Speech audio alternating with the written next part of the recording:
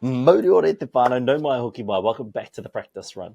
Your frontline pass to the heart of sports action. Brought to you by 99 Dreams. We inspire others to chase their dreams.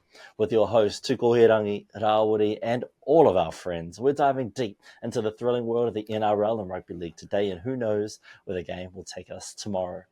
From the try line to the sideline, we've got you covered. So strap in as we tackle the big plays, the game-changing moments, and the stories that define legends.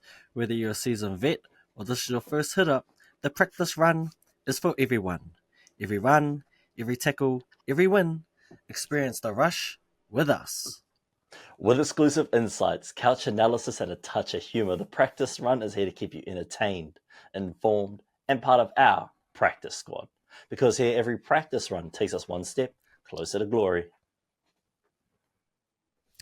The Practice Squad, where every listener is MVP, powering our play every episode, every day. Would also like to give a shout out to 99 Dreams for powering our passion. Now let's kick things off with today's lineup. Well, whānau, it is a hopefully not so jam-packed episode today. It's been a long week. It's been a big week for both of us. And the season is in full flight. So we are jumping into round 15, all our picks and previews. That includes our TAB bits of the week to see how much cash we can pretend to win. Every week I've lost, and every week I've had my hopes high, 67,000, 108,000. Will this week be different? I highly doubt it. But here we are. So, yeah. That's all we've kind of got for you guys today. We will also be playing a little bit of a hypothetical before we get into our round 15 previews. But until then, you know how we do, whānau. Every episode, every day, we kick it off with a bit of paper, scissors, rock. For those who are joining us for the first time, we do this to test for lag. For those who have been with us on this journey from the very beginning, you already know. Play along with us at home. Paper, scissors, rock just goes as you would. 1, 2, 3, shoot. Paper beats rock. Rock beats scissors, and scissors beats paper. Man, I almost forgot for a minute there. And again, tough day, it's been a long day, brother. It's been a long day. We've had Wānanga Rumaki this week. So for those who don't know what that is just a whole day of full immersion, reo Māori anake. So only speaking te reo Māori, which is the native language of Aotearoa. And I was out the back in the kitchen just breaking the rules, just breaking kaupapa, talking in Pākehā, getting in trouble. Nothing new really from me. But let's get into it. 1, 2, 3, shoot. No one's been keeping track of how many wins each other has. All we know is we're 1-1 versus guess on the show. I lost to Ty, 2 beat Ben, so we're 1-1 versus guess, and that's all that matters. That's all that matters. All right. 3, 2, 1, shoot. And up. Oh! I felt like you were going scissors on that one. As soon as I threw that paper, I was like, ouch. Ouch. I actually thought about it for a second, but I was like, nah, I think I was always going to paper that one. All right, here we go. 3, 2, 1, shoot. And up. I don't like this one. Oh! I don't like it at all, too. I threw it and thought I was done. Oh. I went paper thinking, fuck, nah, he's going to go rock thinking I'm going scissor because I just talked about him going scissor. But it was... yes. What is it? Premonition. Foreshadowed the defeat by scissor. I foreshadowed it, whānau. Oh, man. But hey, as always, how's the week that has been? What you been up to? What have I been up to? It's been just being captain of Team Hustle for this 8-week challenge is turning out to be a lot of admin, which is all good. Kind of just comes with the territory, but it's all good. Got to get these new members on board and up to speed real quickly. In a couple of weeks, everything should all be moving smoothly. Other than that, mahi, my 9 to 5, it's going. Get to meet people, new people, and help them with their health journey. It's pretty cool. my favorite part about the job is actually meeting them, getting them in front of me. But sometimes it does take a while, the whole rigmarole of calling someone, setting up a time, and then having them cancel, and then I've double booked myself, so I had to cancel. Can take a toll. There are times where I've got 4 or 5 people to meet in one day, and they all cancel on me. Kind of, it is what it is.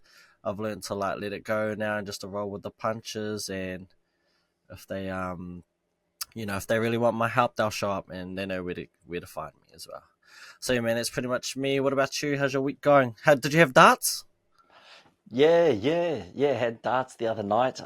It was pairs comp instead of our regular team matchups. I was paired up with an opposition player, so someone I'd normally play against in our weekly draw. I was actually paired up with him, so we were team rangatahi, taking on everyone was like 50 plus. So we were the youngest dudes up in that joint. We fared pretty well considering everyone there had been playing they've been playing darts for years. Me and the bro, this is our first season.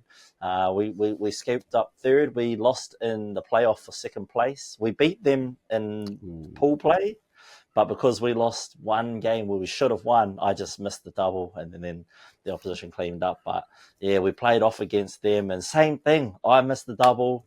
The bro split the double, and yeah, it was just tough. But it was a huge confidence boost for us, I think, to be able to go up against the likes of these players and be able to hold our own. I wasn't too sure how it would go, to be honest, not knowing how each other play, but I thought we had enough chemistry to get us through some of those games. And I think if we keep playing together and build up a bit of what do you even call that? A bit of a combo, bit of a duo. I think we could be a bit like a Shaq and Kobe, maybe like a MJ and Pippen, because we kind of switched roles. I finished our first game cleanly, but then the next game I started scoring high and the bro started finishing. So the roles kept switching, interchanging. But yeah, we're kind of like that. So I think we have the potential to get up here, get those chips. But yeah, that's been the week, man. Other than that, wānanga maki, as I said, I'm just been mahi tonu. Been one of those weeks, whānau. But Thursday, tomorrow, Friday, I'm looking forward to a weekend, just to spend some time just chilling out. I think the weather's supposed to be miserable, so I'll just be chilling in the house, man.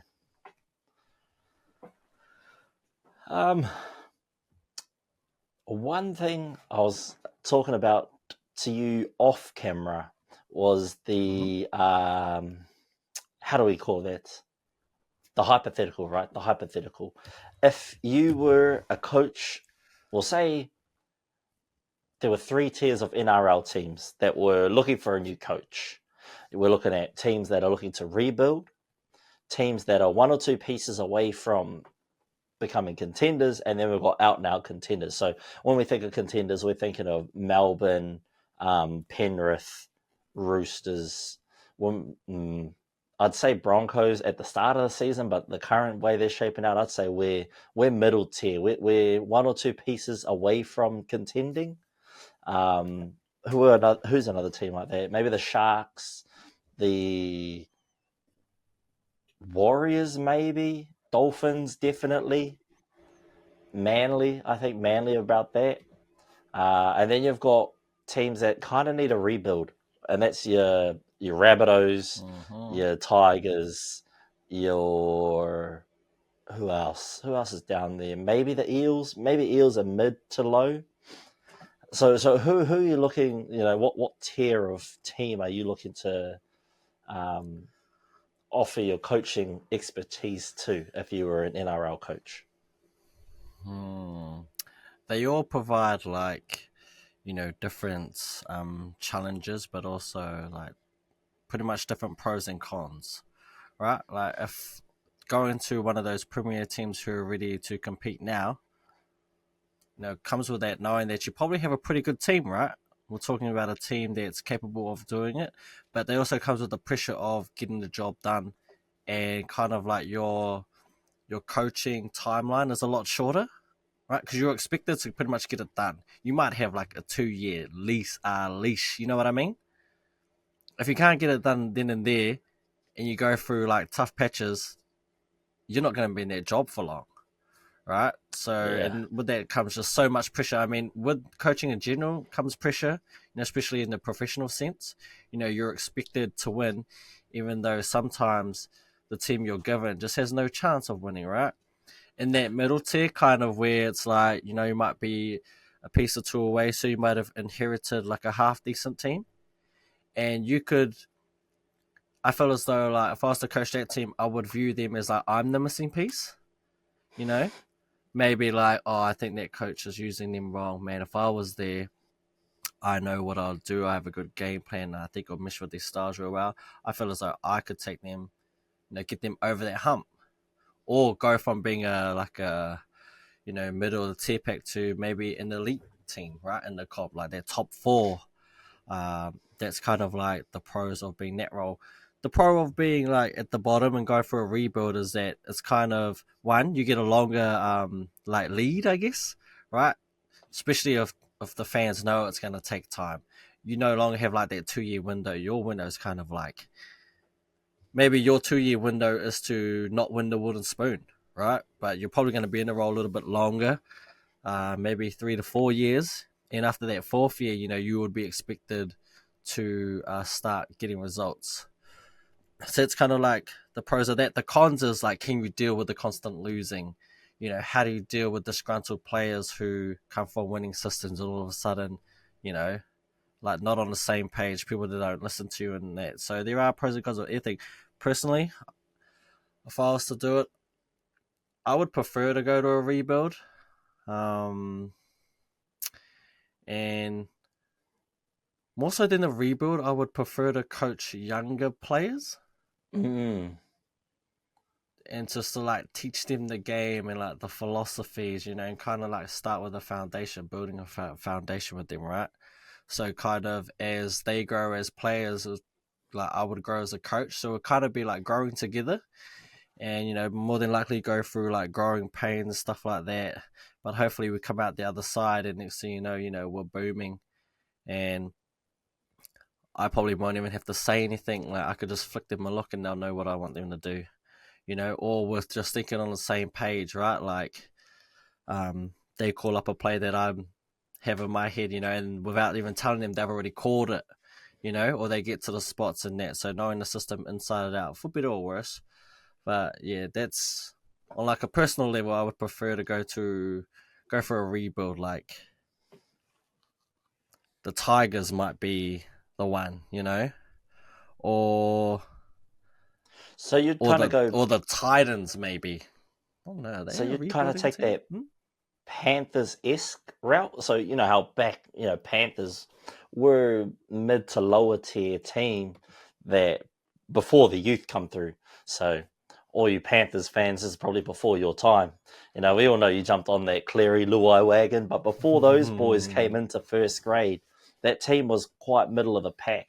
So you'd kind of go with that route. Just once all the juniors develop and come through that system, you'd want to see them stay with the club, build it up, and sort of. Yeah, yeah, yeah. That would definitely be the route I would I would take, because I feel as though, and this is just coming from like coaching basketball, um, is like building the players up, right? So and this is like purely from coaching basketball. Like if I ever coached you, one thing I know is that you'd be able to hit an elbow shot, because I drilled that like every practice. It was in every practice, right? To the point where some of the players on the fast break, one in particular comes to mind, the bro Shea, on a fast break, 2-on-1, instead of like passing back and forth going for the layup, he would pull up at the elbow and shoot it. And everyone would always look at him weird, like, what are you doing? Because it's not considered like a conventional shot. It's like, you got the Yeah. layup. But he would make it. And I knew he would make it because, I literally made him shoot it like 1,000 times. It was always just like a warm up drill, like, okay, shooting from the elbows in your teams of three, and yeah, most of them, I'm like, if there's one thing you'll learn from me is you'll be able to hit a mid-range jumper. If not from anywhere from the elbow, I can tell you that much, because you're going to shoot so many of them. It's just going to almost be second nature. And it'll get to the point where like you'll have a hand in your face and like it just won't matter. Like if you catch it and you're in your motion, unless they block it, more often than not, it's going in. So that's kind of like how I've always like been as a coach, just build those fundamentals, get them good at one thing. Once we're good at one thing, we can build off that. You know, I always prided myself on like defense and basketball as a team. So the first half practices, I think like the first 4 or 5 practices I ever did with the team would always be defense first, right? And they'll look at me, oh, what are we doing on offense, coach? I'm like, well, if you know how to play basketball, just play. I'll give you like a little few spots to get to, little few things to do, right? But let's just focus on, we got to be good at one thing first, right? Let's be good at defense as a team. We got principles put in place, just stick to them, right? If you're going to get burnt, let it be because they just made a good play, not because you were in the wrong spot, right? If you get beat or whatever, get burned one-on-one, it is what it is, it happens. You know, you just have to move on. But don't let it be because you're in the wrong place or you made a wrong read. Just trust the system, trust the principle, trust your teammates. Everything will work out. You're good from there, then you just add one thing, right? Basketball, it's the mid-range jumper. If you hit it, they have to come out, right? In the NRL, I don't know. Couldn't tell you what that would be. Maybe just get into a certain spot. Right, maybe get into a block play where we can just sweep at the back. Not too sure. But yeah. That would be my personal preference. Not saying that I'm not good with dealing with pressure, like to be like the guy at the top team. And if you have a team that really buys in, they become super easy to coach. Even the superstars, right? They say superstars more often than not are the easiest to coach because they want to win. And they know what it means. Right? It's the ones that are like half in, half out.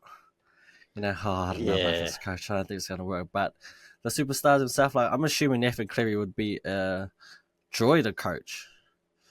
Because more often than not, those superstars also want to be coached. You know, like, yeah, I can do this and that, but what do you want me to do? Like, get me to a spot and I'll do the rest.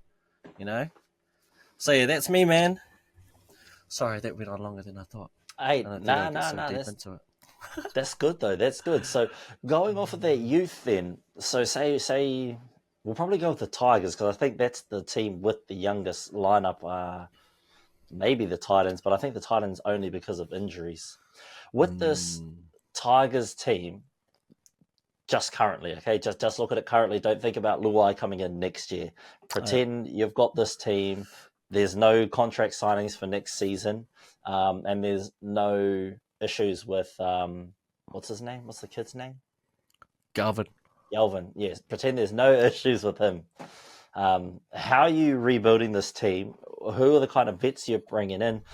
Who's a player that you're looking at that you want to go, yeah, like circle him. I need him on this squad, like ASAP.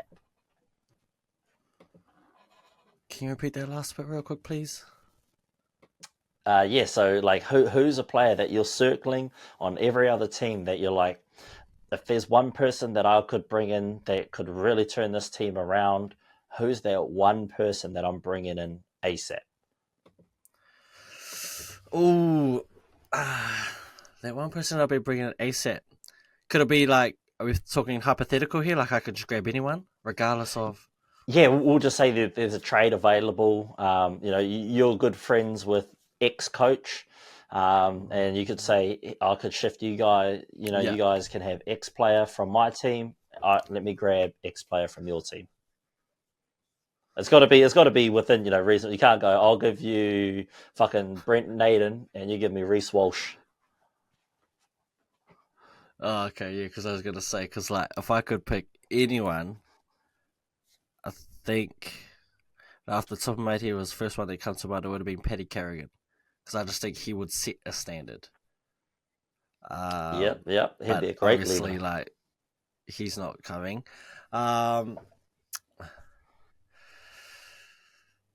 Looking at the Tigers as they are, it would have to be... Like, to me, it would have to be a 7. So, the one I'd be thinking of would be Ben Hunt. Maybe someone like that's kind of towards the end of his career, you know, and he's kind of been wanting out of the Dragons for a while, obviously to go home to, you know, Queensland, not to Sydney, but you know what I mean? Like, it'll be someone in that mold. I mean, Sean Johnson would be another one, but obviously, you know, he wants to stay home. Fair enough. It would have to be, yeah, someone of that mold, like a veteran leader who could show them kind of like, I need someone who drives standards. Obviously, up his end, he drives standards. But there's only so much you can do from a hooker role. And if Garvin's gonna be the dude, I need someone to like take him under their wing and show him the ways, right? Show him how to be a professional. Because I mean, right, if we look at their spine, it's Uppy's the oldest one's been in the longest, right? Dream Buller's in his second year. Lachlan Galvin hasn't even played 20 games. And then that number 7, the most important one of the most important spots on your team, who they got Aiden Caesar, who's just coming back from suspension. Jaden Sullivan looked like he just signed to Super League. So having someone like a Ben Hunt there, I think would change things for them. Because he knows how to lead the team around. He's done it for most of his career, He's been in big moments, some of them good, some of them not so good. But, he knows what it's about. So that would, if Pie in the Sky could take whoever, would probably be close to him, I'd say. Don't know if they'll, help us win or anything, but, I need him there to, show these young ones.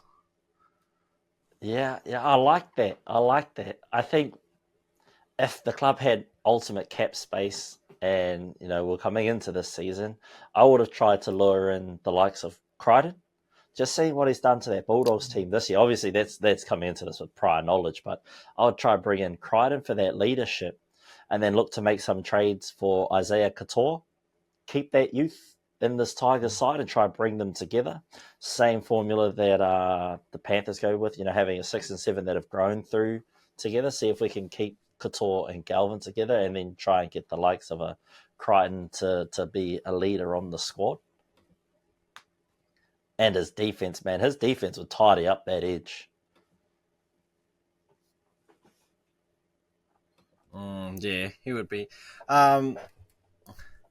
Yeah, I mean, he's been Critter, right? That signing has changed. Been a large part of the reason why our culture has changed, right? He's driving standards now. And, look at the team. I think it's also plays a role of the other people that have come in and maybe also the players we've let go. But yeah, Critter's a perfect example. I think the Tigers did look at him, eh? True. I would assume so, because they were pretty much had money, right? And were looking to sign anyone, really. Yeah. So you'd be foolish not to have looked at him. I think we had the inside running because we had Gus and we also had Serraldo. I think that played a big part into it. And I also think we went after him quite early and aggressive. He signed. Yeah, he was kind of like kick out. He pretty much signed at the start of the year. So yeah, but hey man, great buy for us. Gonna love it. Yeah, because you got Stefano looking to move on. Then I'd look to the Dolphins and say, look, let's just do a straight swap. Give us Couture and you just can have Stefano.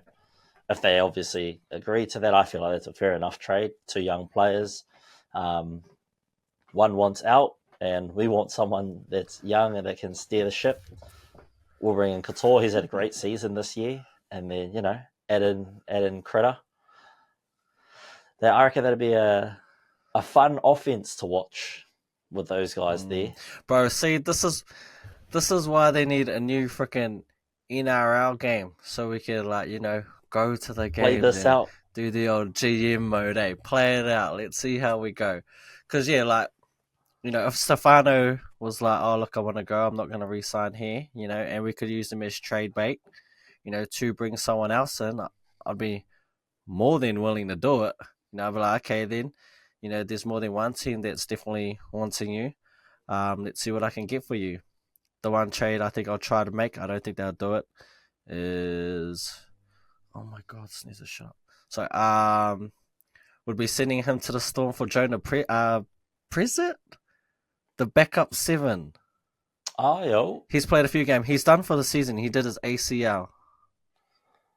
Because, obviously, Couture, he would have been a great picker, but he's not going anywhere. He just signed an extension with the Dolphins, right?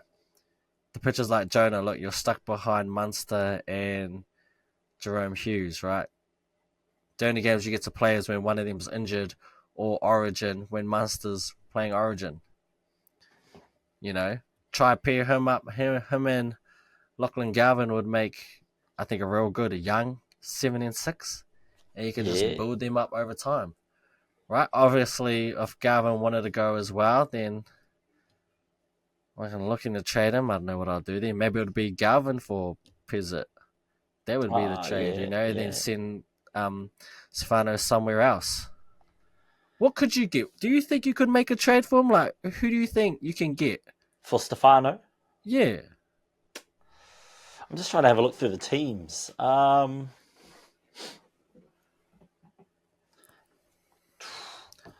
You could probably try send him to the Warriors and take on Mitchie Barnett, bring him back to Australia. Ooh. I feel like that'd be a safe trade for both teams. Like Warriors get another solid forward, and the Roosters get a really reliable forward. You know exactly what you get with him. Yes. Who's another team? I'm just trying to find a team that would make sense in a way. Well, here's the thing, right? Because the Tigers, oh no, he already signed, Didn't he?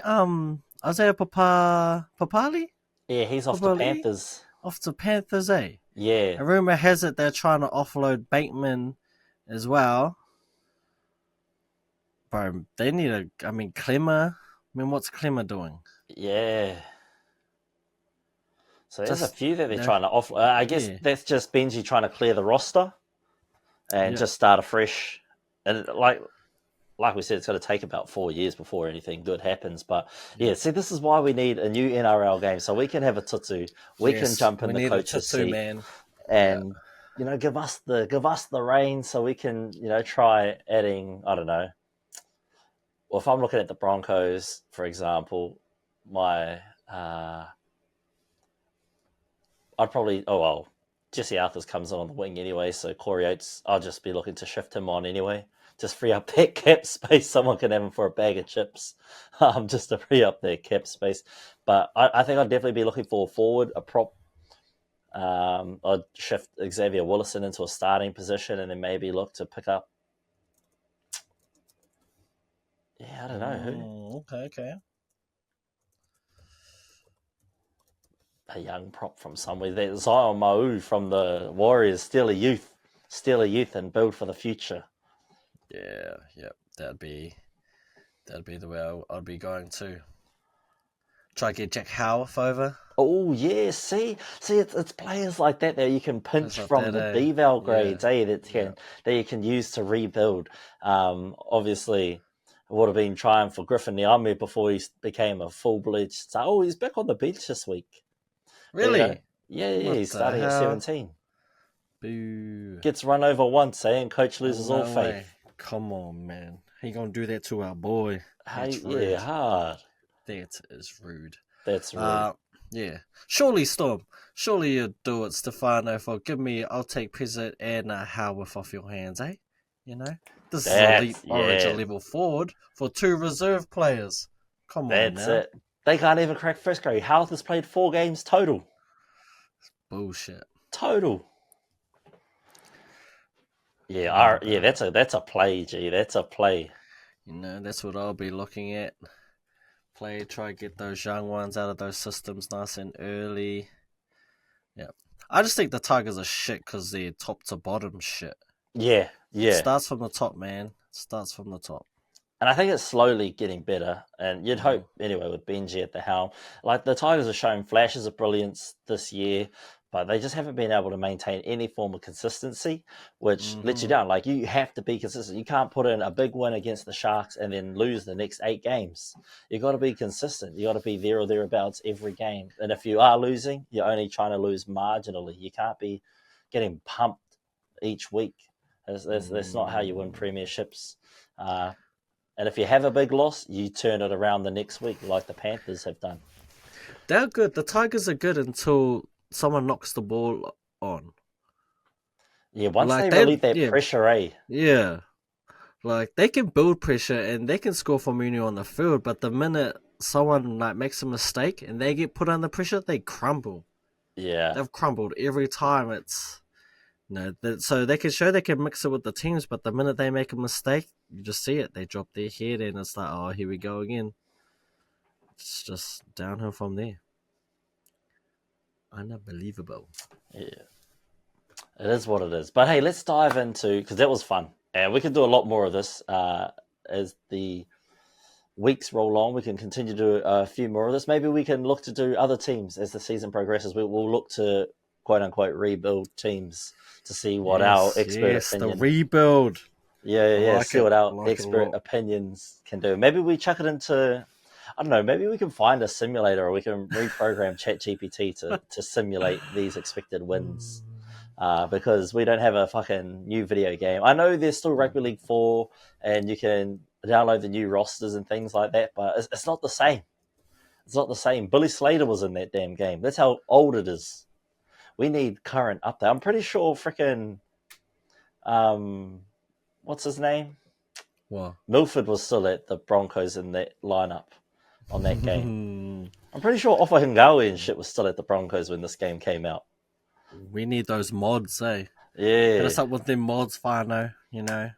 Comment with those mods, and hey, we might just do extras outside of this in the weekends. You know, we'll just build a team, put it together, we'll sim a season, and we'll put up. We can live stream it on Twitch. That we can, Fano, that we can. So hey, stay tuned. Can you do like online seasons? I would assume so. Like if there's if there's a mod for it. I don't know. I've never actually played Rugby League 4. Could not tell you. No, we used to at your flat in Dunedin. Oh yeah, we did it. Didn't we do a whole draft and stuff? Yeah, we did those drafts and everything. Yeah. But we only played each other's teams though. I don't think we did a... No, we didn't do a season. We didn't do a season, yeah. I carved up every time, I'm not going to lie. I'm the man. Come at me. I don't know how to play that dumb game. I'm just going to lose every time, you know, which all good. I'm like, well, you wait till I learn how to play. Yeah, then it'll be a different story. So it came out in 2017, this game. That was like ages ago. What's that, 5 years ago? No, more than 5 years. It's 7. 7 years ago. 7 years ago, yeah. That's 7 whole... That was before Roger was Deli M. But we can make it happen, Fano. We can make it happen. If you want to see it. Because I feel as though I'll smoke you at being a GM.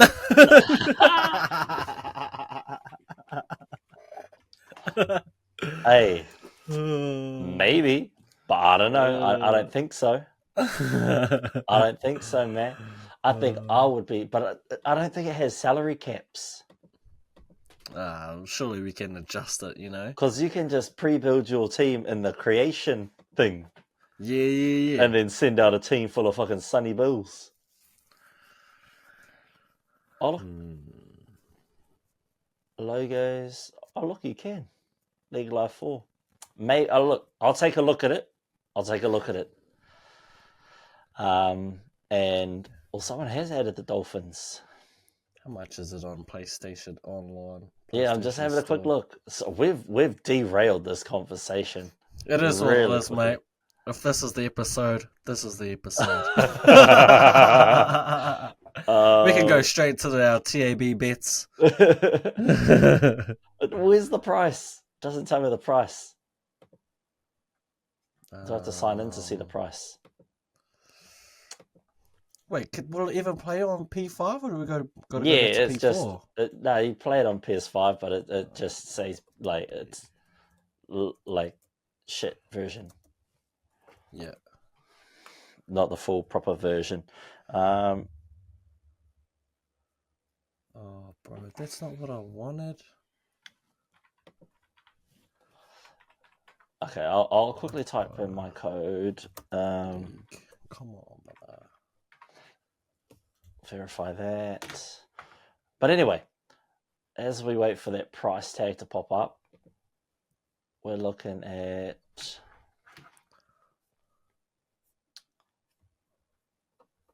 Oh, it doesn't even say a price. It just says announced. Rugby League. Anyway, round 15. Round 15, game 1. Game 1, Thursday night, PointsBet Stadium, the home of the Sharks. Sharks in second place, taking on the Dolphins, who are currently in fourth place. Thursday night banger. Tonight's game. I love Thursdays. Thursdays are a great night for footy. Starts off a little bit later in the evening, but so far we've seen nothing but bangers. And I think we're in for another certified banger because we see Nicho Hynes back in the squad. He took a hiatus last week, but he's back in the squad this week. Did Hammer play last week? Did the Dolphins play last week? I can't remember. I don't know if they did. No, they had a bye last week. I can't remember either. They had the bye, so so they'll be coming off a fresh bye, nice warm legs, ready to go. Coach would have tuned them up over the week. One thing we have learned from the Dolphins this season is Thomas Flegler won't be returning this season, or he is very unlikely to return since that injury. And I think he's been out since round 3, which is sad to see. He was, a key part of why the Broncos made the grand final last year. Flegler and Haas were banging on offense and defense through the middle there. So sad to see that. But, as they say, life goes on. Talakai is starting in the second row this week. He's not coming off the bench, which means who got dropped? Or is that because of injury? Yeah, is it still not Tay Wilden? Nah. Right, because Tay Wilden, he was injured, I believe, or either suspended, because that's why Talakai started in the second row last week. Right. So, well, there we go. He's in there. Who am I looking at to be a standout player on this Dolphins side? Probably the Hammer. He played Origin, got a week off, so he must have been on a bender. If he had the week off, he would have been doing the boys. Stay out of it longer. They would have been like, nah, we got work out. Never mind that. He's probably half the reason the Bronco boys didn't back up properly. Why they were all still a bit seedy. But, look, the Sharks coming off a big win against the Broncos last week, and they were performing solidly. Very impressed with the way the Sharks took care of business up at Suncorp Stadium. Not many teams are able to come to Suncorp and, bully the Broncos into submission, which is what happened last week against the Sharks. And the Sharks were able to do that without Nicho Hynes. So with Nicho Hynes back, I think he'll be looking to have a big game. So all those fantasy owners who have Nicho Hynes, he's definitely a hold far now. I'm pretty sure he's going to have a big game this week because he'll be looking to prove a lot of those naysayers wrong. I know I'm one of them who criticised his kicking ability in game 1 of Origin. It wasn't there. It wasn't up to scratch. And I think he knows that. And we'll expect to see a big game from him tonight. And I think he'll put a kicking display on for us to say, oh, yeah, I guess he does deserve that 7 jersey. And, like we seen on Monday, the other contestant for that 7 jersey kind of went missing. Against the Bulldogs team. So, in all honesty, the standout player from that Bulldogs game in terms of kicking was Burton, and he looks like he's just played himself into that team, whether it's off the bench, in the centres, or starting 5'8". He has to be in that squad somewhere. So, that's all I've got to say about the Sharks. Over to the Dolphins. I'm confused with this Dolphins team. I don't even know why they are so good. I don't know. Like, I've watched their games and I just don't know what it is about this team that just keeps them holding on. Is it the fact that Cody's off contract at the end of this year, so he's putting out one of them off contract seasons so he gets picked up? Is it because the Hammer is one of the best fullbacks in the game at the moment? He's just big, bulking. He's probably like a second rower playing fullback. He's speedy, he's big, he's strong. He's everything you want, man. And Isako's having a pretty decent season, backing up from last year. And I think Jeremy Marshall-King has been one of the most consistent hookers this season as well. Just been solid week in and week out, not performing huge one week and then going missing the next, like what happened to our cousin Danny Levi. But he's been, there or thereabouts, not putting up amazing performances every week, but he's just been consistent enough to, be a solid performer week in and week out. Who am I backing? I'm going to go with I'm going to go with the Dolphins. I don't know why. I'm going with the Dolphins. I think the Sharks probably get it done. But I don't know. There's something about these Dolphins. I think they're not going to go down without a fight. I think they'll put up a good fight. And I think after that bye week, a lot of them are well rested. I don't know why I said Dolphins, but it is what it is. We're going Dolphins, I guess. We might have to look at and see what our we might have to look at and see what our combined record is when me and you pick the same team. Because I've also picked the Dolphins to win this one, and true. Similar to you, yeah. I just like them. I don't know why. I think it's because the Sharks team pisses me off.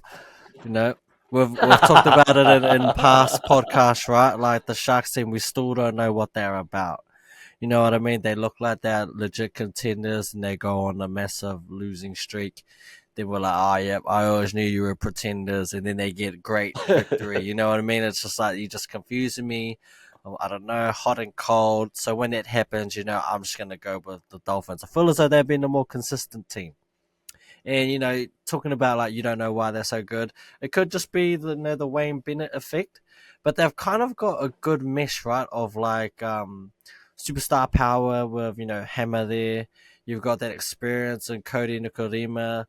And in the forward pack, you've got the Bromwich brothers. I think one of the Bromwich, Kenneth, and Felice Kafusi, so you've got those old heads there, and then you've got that young gun, Isaiah Katoa coming through, and you've got a couple gun centers. So like their team, like quite meshes well. They've got people in key position.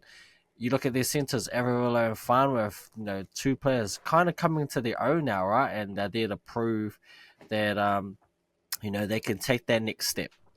Which kind of seems like the point of all these Dolphins players, right? They're here to prove that they can go to another level. Because at the clubs where they were, right? Hammer was at the Cowboys, right?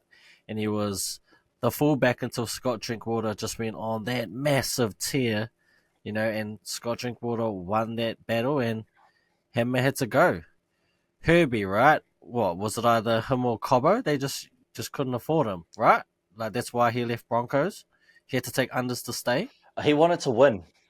He left because he wanted to win, because we hadn't been to the grand final at this point. So he left Brisbane looking for a team that was, on a trajectory to start winning. Well, he's a Muppet then. Jake Averillo, he definitely left for, trying to be greener pastures, or just sometimes when you're being brought up in a system,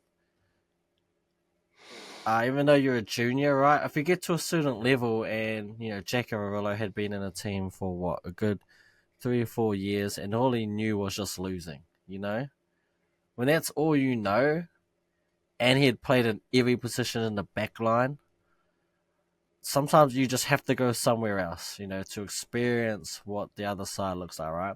They say, the grass is greener on the other side. Sometimes it is, sometimes it isn't, but you don't know until you go. So even though I said to see him leave, he had to go. But yeah, man, they've got a good enough squad, I think, to like compete with most teams. I think sometimes they are a bit, don't quite have the guns to do it, but it is what it is. And the Sharks team just confused me too much. So that's why I'm going with the Dolphins. I mean, we'll both pick them and watch them now get smoked by 30. And somehow they won't surprise me either. That's how confusing the Sharks team is. I could see them winning by 30. I could see them winning by 1. I could see them losing by 5. Like, it's just stupid. But yeah, that's... I think in terms of Nicholas Hines, not going to lie, personally, I hope he has a shit game, because I want to see Burden in that team. That's just more of a personal thing, but he's a good player. We know that he is. Game 1 just wasn't his game, unfortunately. Yeah. And, yeah. But, yeah, man, that's all I've got to say. Dolphins, I hope they get up. And I'm like you, I expect this game to be a banger, because all we get is Thursday night bangers, man. So I expect this to be no different. Yeah. 100%. Well, Friday night, tomorrow night, first game of the night at Geo Stadium in Canberra. The Raiders host the Cowboys. I'll give it to you. We'll alternate through these games. They will go. I'll start off one. You lead off the next one. So you lead off this one. What are your thoughts? What are my thoughts on this game? So the Cowboys, as everyone knows on this podcast, is a team that I don't watch, and the Raiders is they have a few players I like. Their fullback Jordan Rapana, big fan. That contract he can get, he sucks. But what do I think on this game? I think it's an interesting game. The Raiders, right, are fifth, coming off. Did they have the bye last week? Hold up, just let me check what happened last week. They did. No wonder why I don't remember them. So they'll be the fresh of the two. The Cowboys, the Cowboys is what, the only team now to not have a bye? Because I think Roosters so they'll be had fatigued. They'll be super fatigued, and I think that will play into it. Also, then away from home, you would hope they bounce back after they got smacked by the Waz. But I don't know. Could it be, man? Like, it's important that the Cowboys win this game to stay in contact with the top 8, right? We know that the talent that they definitely have the talent to be a top 8 team. You got Scott Drinkwater at fullback, Tommy Dearden at 6. You got Ruben Cotter, prop Reece Robson, who was amazing in their Origin game, even though I didn't pick him for the hooker of a game, Doesn't mean he didn't have a great game. He had a great game, Ida's back. The second row, Jeremiah Nanai, he's going to be there for years to come. You got our boy, Griffin Neem, so this is a good team. They're definitely better than what their current standing is, which is 12th. But again, you have to get it done. And they haven't been. You know who have been? The Raiders. Somehow, I don't know how they do it, but they get it done. And sometimes that's all you need. I mean, maybe it's the coaching. I don't know. We talked about coaching at the start. All I know is that what's his name? What's the Cowboys coach's name? Oh, you know the one I'm talking about. Yeah, he used to be. Is it Peyton? Yes, Toddy Payton. Yes, Todd Payton used to be a coach of the Waz. He might need to be careful, right? Because last year they missed the 8. The year before they were literally like 2 minutes away from going to the grand final, weren't they? Like, that's how close they were. And now look at them. Just saying, man, we've already had a few coaches be fired. I wouldn't be surprised if they continue to slide and nothing changes. They can't turn it around. They might need a new coach. That's all I'm saying. We're on the other side. Ricky Stewart just re-signed, I'm pretty sure. He's got his team, and what he has is their DNA, right? He knows how they want to play. Yeah. He's got the players to do it. I mean, you got Josh Papali, who's turned back the clock. Old Tarp in there, who's just a beast. Morgan Smithies, solid player. Obviously, the revival of old mate Danny Levi. So and then you've got Rapana, the fullback, the bro, Tomoko, Savage, Ethan Strange. It's crazy to think, right, that Ethan Strange and Kai Weeks have been getting the job done for them. I mean, we thought this season was over when Fogarty went out. If these two continue the way they are and they can win games without Fogarty, I wonder if he's the one that misses out. Oh. Yeah, he might be looking for a new home. I highly doubt it, but you never know, right? Well, he'll at least get a chance. You would hope so. You would assume so as well. But yeah, isn't he gone for the season? Like, he's not even coming back. I think he's back soon until next year. Oh, okay. Never mind. Take that back. Soon. Well, I would hope so.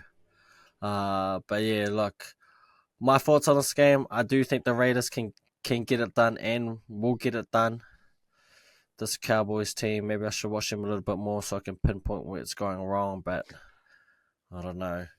I just like what the Raiders are doing. I like how they have a clear identity. They know what style of play they want to do. Ricky Stewart's got them all on the same page.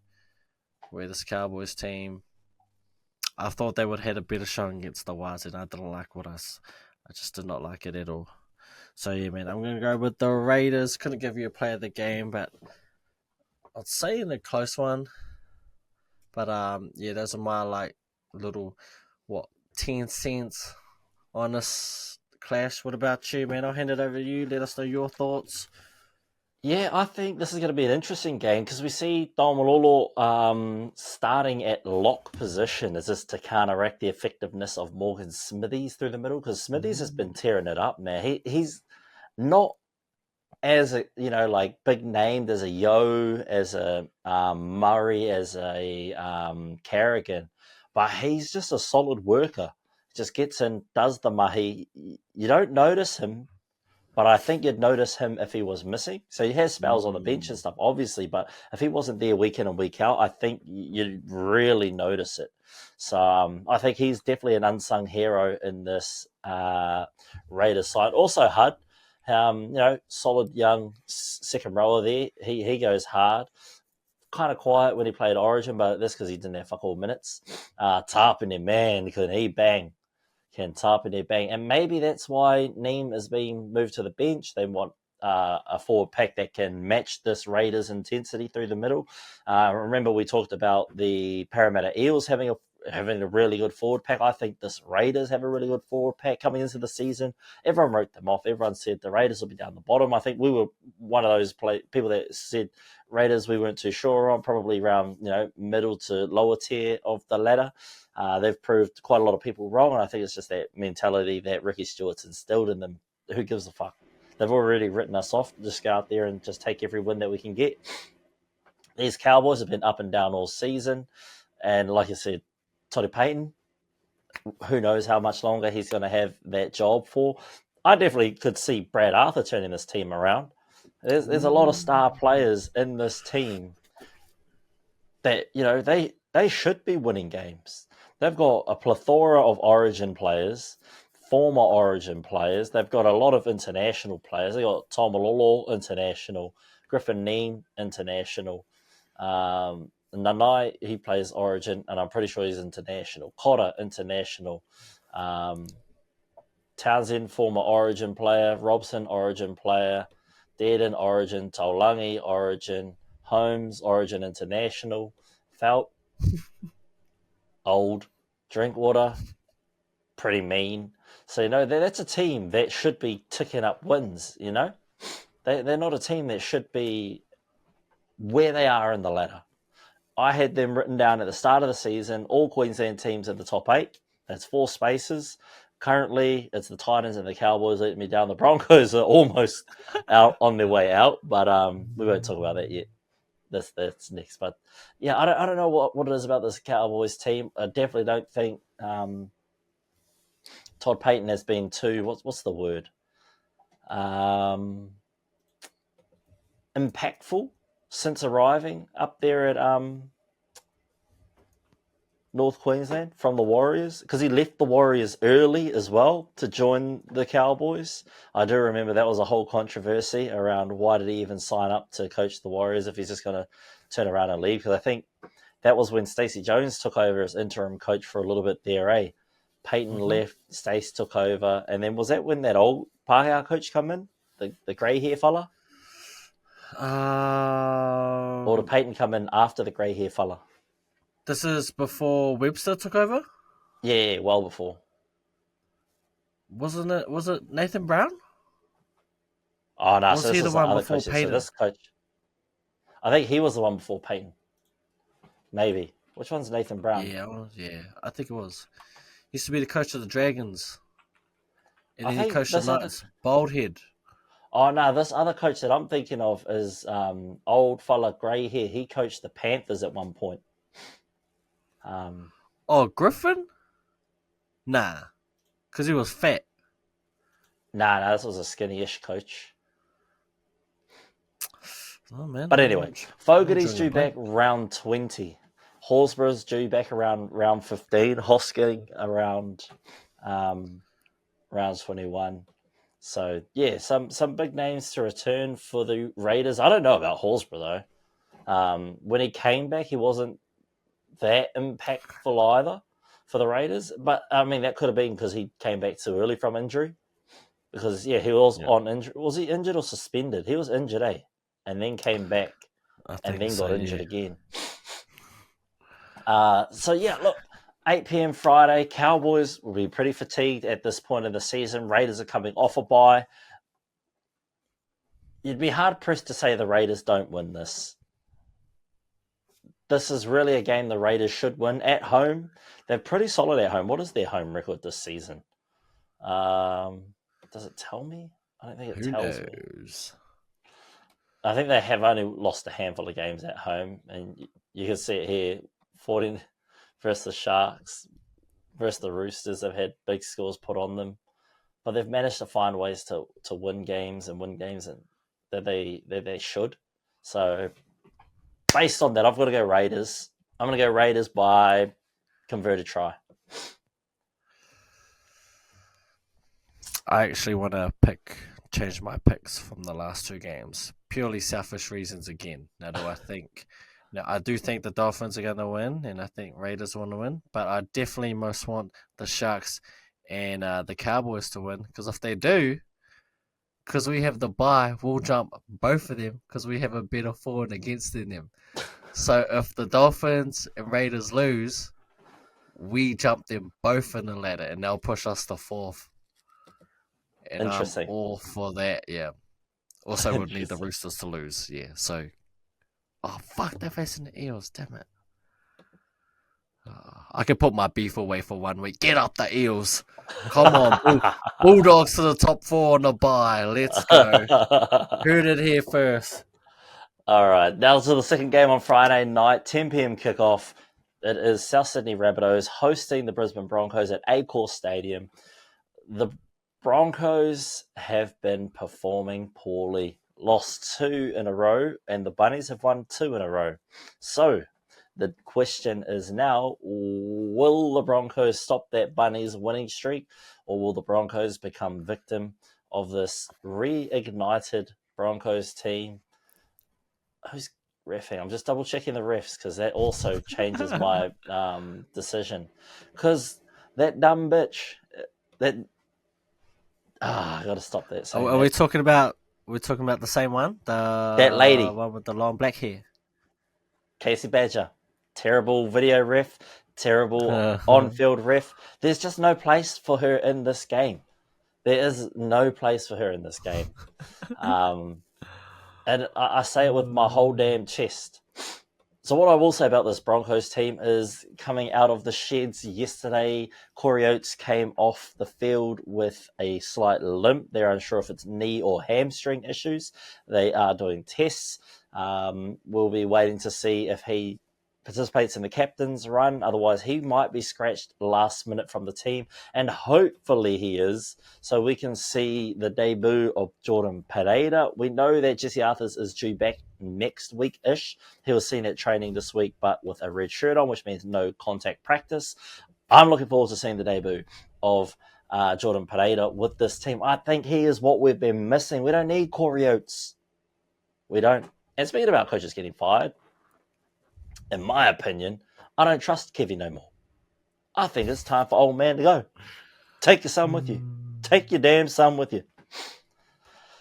I don't know, man. It's just frustrating. Like, he's a Bronco legend, not going to lie. You're not going to take that away from him. But as a coach, I just don't know if he's selecting the right players in the right position to give us the best advantage to win some of these games.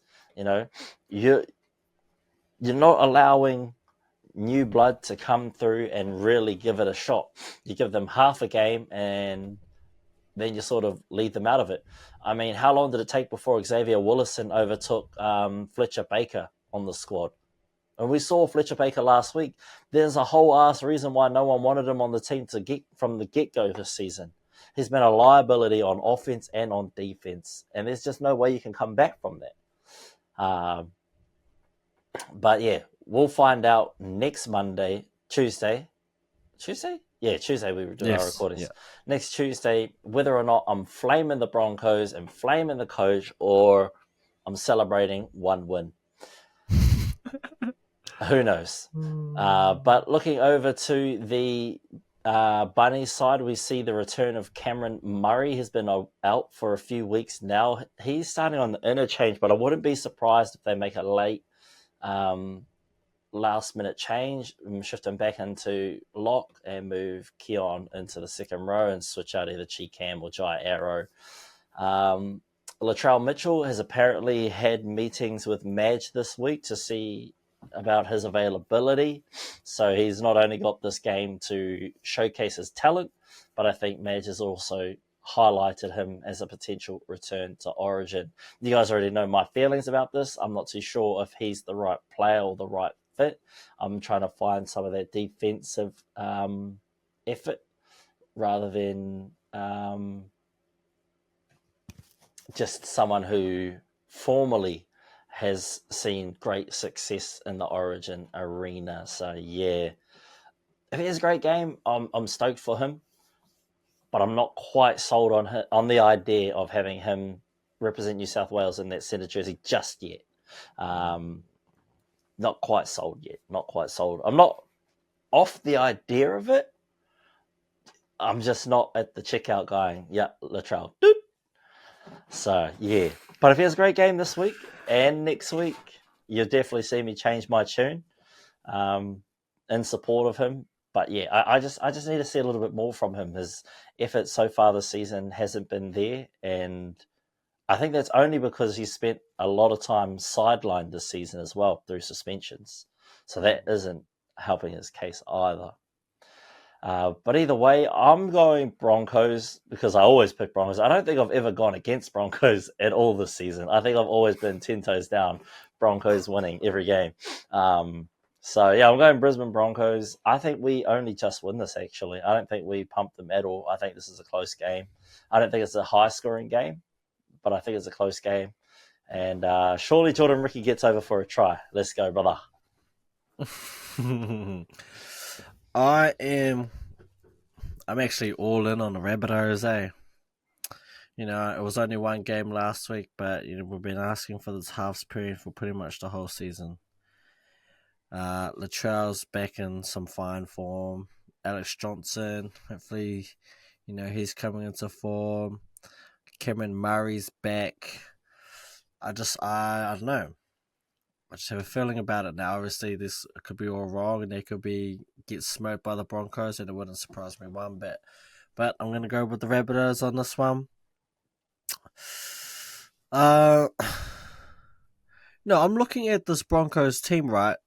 Can you bring someone in that's not on your reserve? Like, because Corey Oates is 50-50, right? You were saying? Yeah. And I don't even see Potato on the reserves.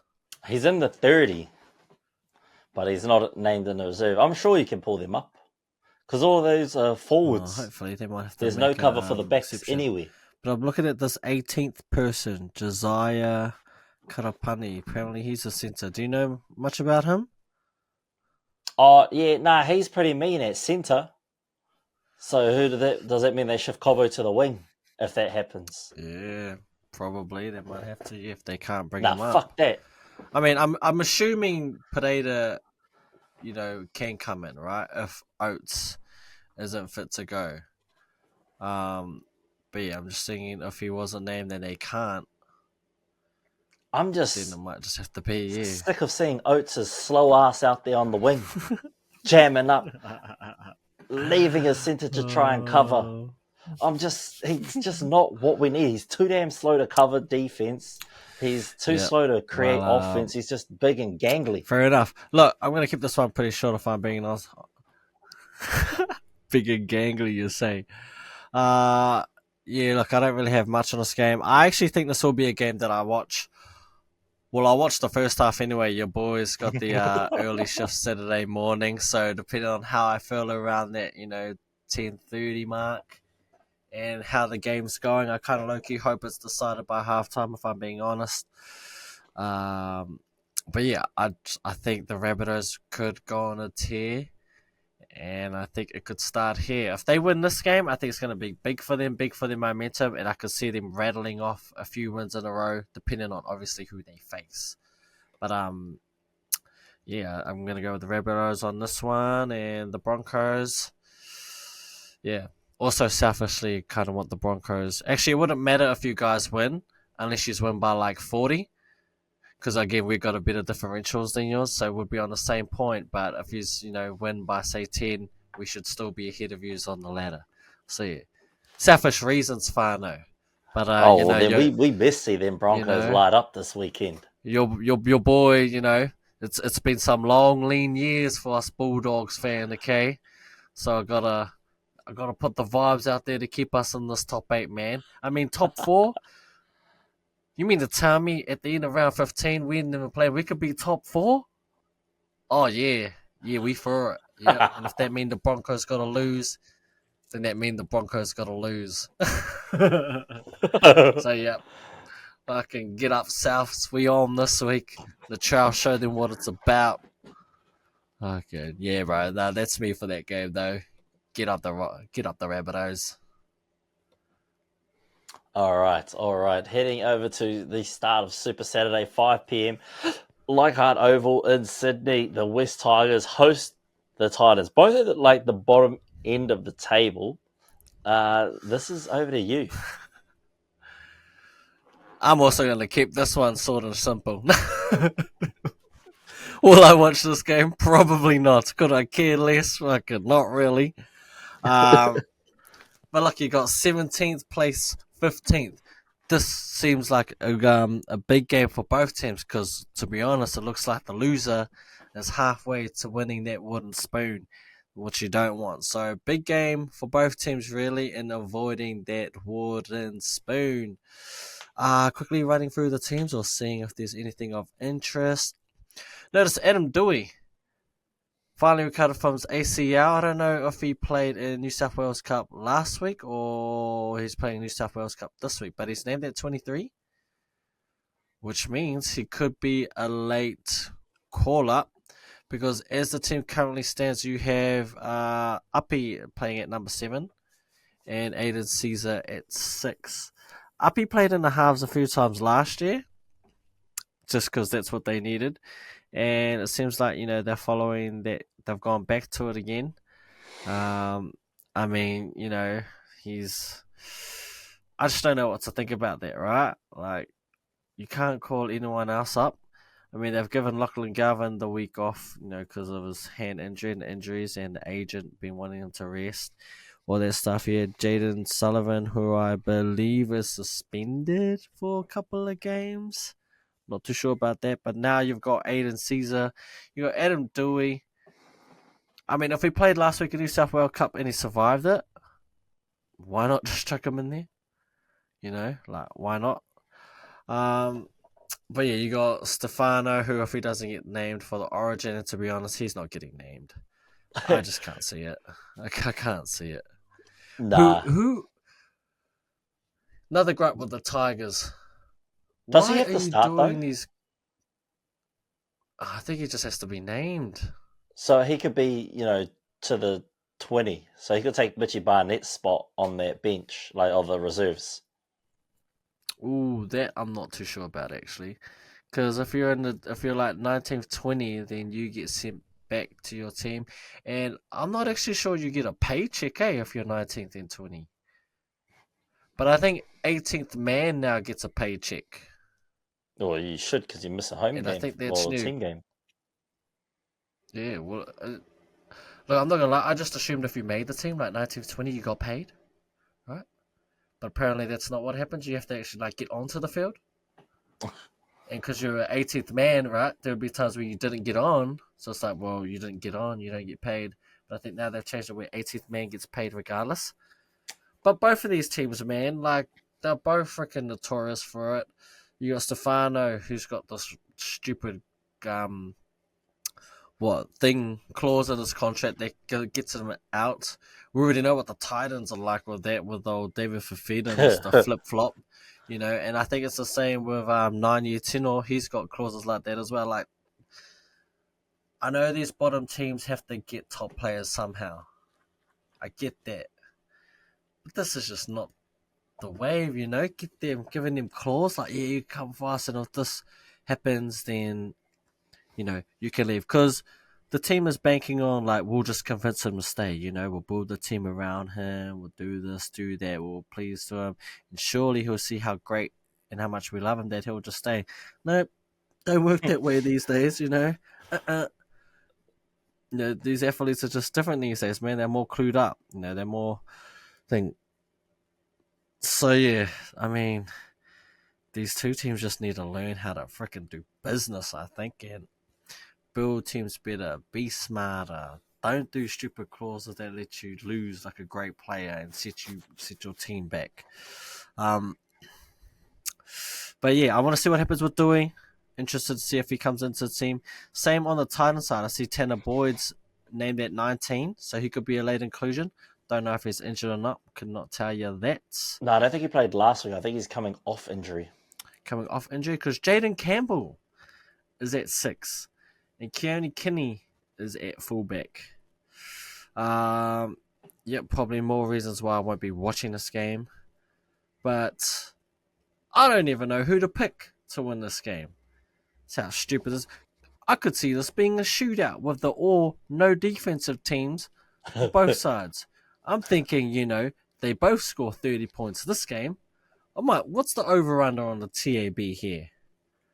I might look that up later. I'll look that up later. But I might be taking the over on this one. You know what? Purely because I just want them to lose, I'm going to go with the Titans to win this one.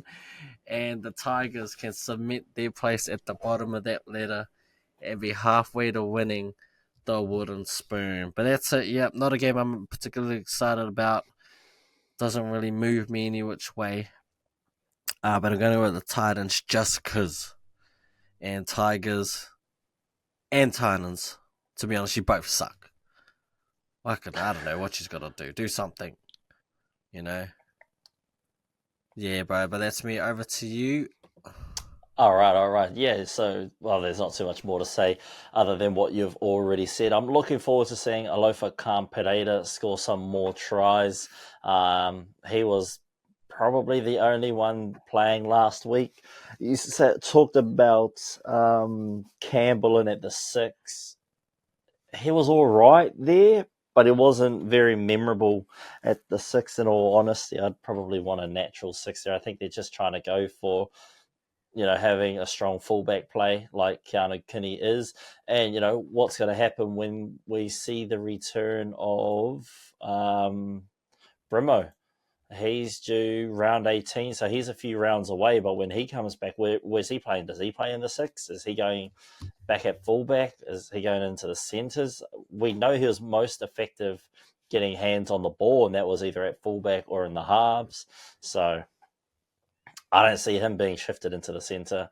Keanu Kinney doesn't look like he can play centre, and I don't think Campbell can play in the centre either. So that probably means that Brimson's going to be shifted into the centres, which creates those same problems the Titans had at the start of the season. No, where they can't stands, put him back at centers. Nah, you can't, especially not with the way he was playing before he got injured. He was spectacular. He was like a whole part of the reason why they were winning games. He was the reason why they beat the Warriors, I'm pretty sure. It was him and who was that other fella? There was two of them that just went off. Was it Tanner Boyd? Because you were going on around a half. Yeah, it must have been Tanner Boyd. Yeah. It was Tanner Boyd and AJ Brimo. Titans, I think, can definitely win this. And, last season, everyone was talking about, can Penrith get the three-peat? Can Penrith, be historical and get the three-peat? Well, we're looking at another historical season, Etefano. Can the Tigers get the three-peat? Back to back to back. Wooden spooners. I'm not too sure if this feat has been completed before, but damn. Oh, man. If you like you said, if you lose this, you're halfway to another wooden spoon ceremony. And to be honest, I just don't see them winning this. I see David Fafita scoring a try in this game. I'm manifesting it. He's going to score it out of dummy half. He'll probably push Chris Randall out of the way again and just pick that ball up and dive his big ass over that line. So in saying that, I'm going Titans. And yeah, I can't give you a margin because I just don't bloody well know. It's going to be the team, like Tu said, the all-no defense game. So that's Saturday's first game. Second game, Warriors fans, rejoice. Super Rugby has shifted its start time to an earlier kickoff, just so Warriors fans can still manage to stay home or get to the game and watch the Warriors game and not have to worry about missing that Super Rugby game. However, if it's earlier that Saturday, because Saturday the Canes played the Chiefs, eh? Is that the game that they're worried about? Because the Blues play Saturday night, eh? I wasn't actually too sure. I think the Blues game got shifted. That was the game that I thought was getting shifted. But, So, because Hurricanes kick off at 4:30 on Saturday, and the Blues and Brumbies play Friday night at 7. Yeah. Well, then, yeah, it's the Hurricanes game that got shifted to earlier. Yeah, so those going to that game will be able to still catch the Warriors game. However, I feel like if you're attending either game live and in person, like with the Warriors, you want to be heading to the game, or Auckland traffic, so you want to be leaving the house at least 5 o'clock. So you're only seeing 30 minutes worth of rugby, and I don't even know if 4:35 is kickoff time or start time on the TV. So you're not even going to watch that game, are you, Fano? No, you're not. Let's just be real. You're not going to watch that game. And people at the rugby, that's going to finish up at about, 6 o'clock? You're not going to be able to get home in time. I know traffic getting out of that stadium is going to be a mission. So if you are looking forward to watching that game, you're going to have to get to a pub nearby the stadium. Anywhere on Lambton Quay, if there's any pubs on Lambton Quay. Otherwise, you're going to have to wait till you get all the way to like Taranaki Street. And what's that one? Courtney Place. Once you get down those ways. Or even on, what's that one? Which one? Cuba Street. There's pubs along Cuba Street as well. Oh, yeah. If that's what you're going to be doing, otherwise, if you're staying home, grab a box, grab 2 boxes. You'll probably need 2 boxes. Grab 224, Spate Summit Ultra, drink to the mocha, ask those questions underneath the cap. This isn't sponsored, by the way, but Spates, if you're looking, we're looking. We'd be perfect match. But pop those tops. There's a few questions in there. Can we remember any off the top of the head? Ooh. Surely we can remember one off the top of the head. Nah, I'd have to someone start reading it, and I'd be like, yeah, I know it. Well, there's the obvious one. What is the safest street in the world that can be located in Dunedin? Yes. There's also a rugby league one. It is... What was the final score of the 2008 Rugby League World Cup final between Australia and the Kiwis? And one more that is my favourite one that always gets me is which famous New Zealand cricketer's initials are LRPLT?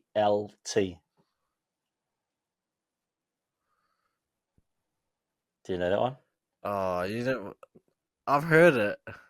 Everyone's heard it. What rugby league did you say? Nah, cricket. New Zealand cricket player. He's recently retired, I'm pretty sure. Yeah. Oh, it's the bro way. Is it the Cuzzy? Ross Taylor? Yeah, fella. Yeah. Luteru Ross Poutoa Loti Taylor. Yeah, still got it. See, we still got it. Yeah, see, Fano. So grab 2 boxes. Make sure it's Space Summit Ultra. Rip the caps. Read the questions. If you get it right, you don't have to drink. If you get it right, sorry, you got to drink to the mocha. If they get it wrong, they don't. They just take a sip and you just cruise through the night. But anyway, back to this Warriors versus Melbourne game. While we got distracted with a little cheeky advert mid-video.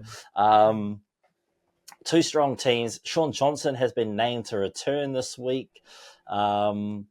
we see Laban in on reserves, as well as Tom Marley, the 18th man. Roger Tuivasa-Sheck is another big name that's been added to the reserves. However, I don't think he's playing this week. He'll be playing next week. He is named in the reserves, but he's not expected to play until next week. So don't get your hopes up for the return of Roger. He won't be back until next week. So we see Sean Johnson in at the 7 and Tamari Martin move back to 6. Will this hurt the Warriors? It sucks that it's going up against the Storm because now we're not going to get a true read on it. If it was, like a middle of the road team like Manly, Newcastle, Rabbitohs, someone like that, I feel like you'd get a better read on where that sits the team. I think with this Storm team, they just find ways to win. They showed that last week. The Knights had a second half resurgence, but Melbourne Storm were able to hold that off. With the return of Roger Tuivasa-Sheck next week, it's probably going to come at the expense of Adam Pompey, unfortunately. I'd like to see Pompey keep that jersey, so I hope he has a big game this weekend, which would hopefully mean that Montoya is removed. Well, not hopefully. I mean, Montoya is still a great player, but Roger needs to be in the team somewhere. Everyone wants him back at fullback. I think he's better suited on the wing in this particular team. So, yeah. Big questions to be asked of this Melbourne Storm team. How long has what's-his-name been out for? Who? Their winger. The Storm's winger? Warbrick. Yeah. So Not no actually Remy sure, Smith, no Warbrick, both are injured. Pep's supposed to return next week, so look out for that return. Fa'alongo has been serviceable, or more than serviceable, in that number 1 jersey. And to be honest, he looks comfortable in that Melbourne number 1 jersey. He looks like that's his jersey, not going to lie. So when Pep comes back, he's got to put in a lot more mahi. We got Harry Grant looking to have a big game. Elisa Katoa, he wants to have another big game as well. What I'm looking forward to here, I think, is a battle of the forward pack. Let the forwards lay the foundation and then spread it out wide and let Dallin go to work or Chance go to work. The form the Warriors have hit at the moment has been really great. I think they're at about where they were last year, except they didn't have the draw. They had 7 wins, something lost. What's their current win-loss rate? 6. So yeah, it was last season they had 7 wins out of the 14 games. This year they've got 6 wins and 1 draw, 6 losses, I think. So that same, pretty much same. So no reason the Warriors shouldn't feel confident. They're at home, and most Aussie teams struggle to travel. However, Melbourne Storm have had the Warriors number. I don't think Melbourne have lost to the Warriors in recent years. I'm pretty sure that's the stat. Warriors haven't beaten Melbourne in a few years. So I'm hoping this is the year they get up, but I doubt it. So I'm going with Melbourne Storm. All that hype around the Warriors, they talk them up so much, and I'm going Melbourne Storm. I just think they'll put on a clinical performance. If it's a wet weekend in Auckland, I haven't seen the Warriors excel in the rain just yet. So if it's a wet game, I think it's Melbourne's for the taking. If it's a dry game, I still think it's Melbourne's for the taking. I think it'll be a close game, but I think Melbourne edge out in the end by maybe 12 points. Ooh. Yeah, I'm kind of like you. I think it'll be a good game. But I actually think the boys can get up for this one. And I think they could break that hoodoo and get their first win over the Storm for the first time in a long time, as you said. Well, I hope they do anyway. They, kind of at a pivotal moment in the season, like a lot of teams, right, where they kind of have to start picking up wins, or not have to pick up wins, but you kind of want to start building momentum, and what better way than to beat the Storm at home?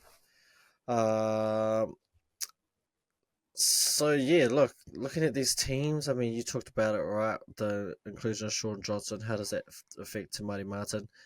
No doubt it will.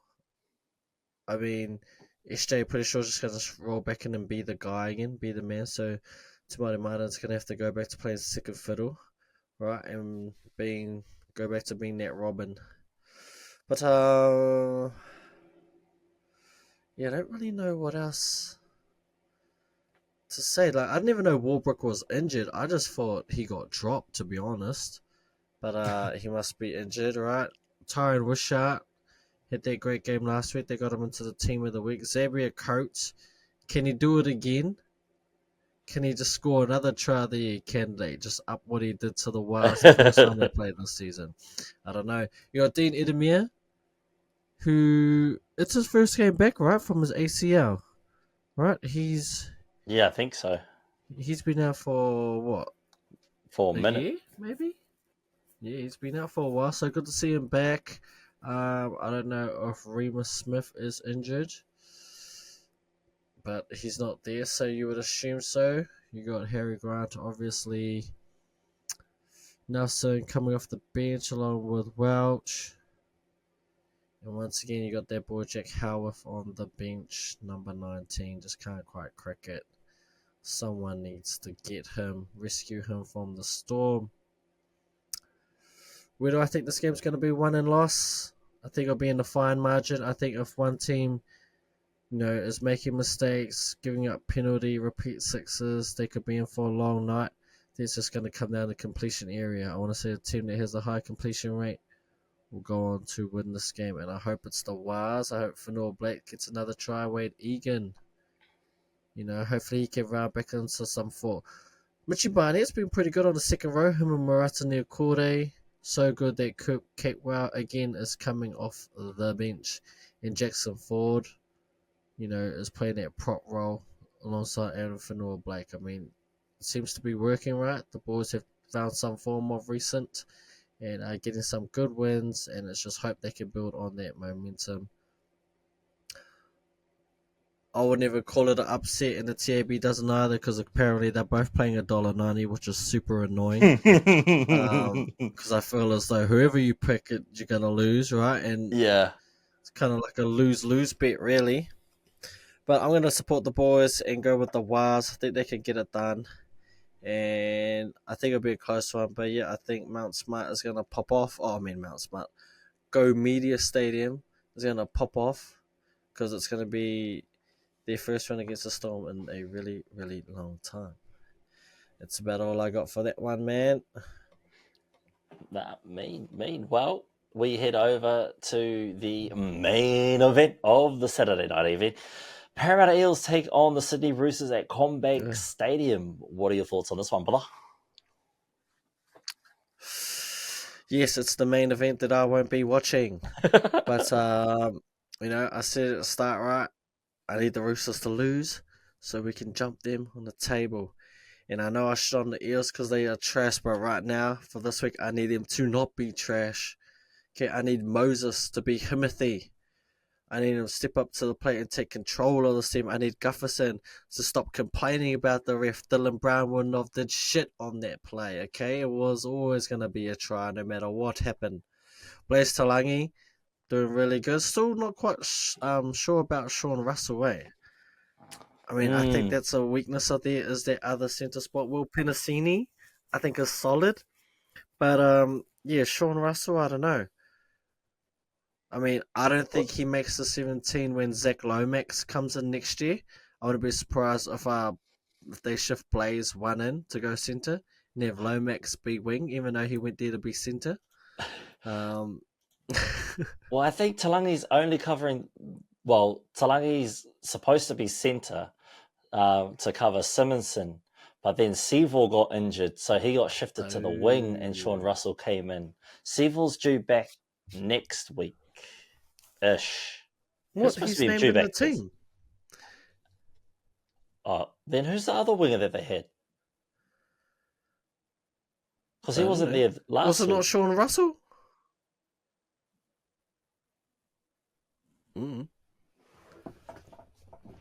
Could not tell you. Who was the other winger last week? Was it Harper? Might have been Harper playing centre. Could have been. And then that would have been Russell was on the wing.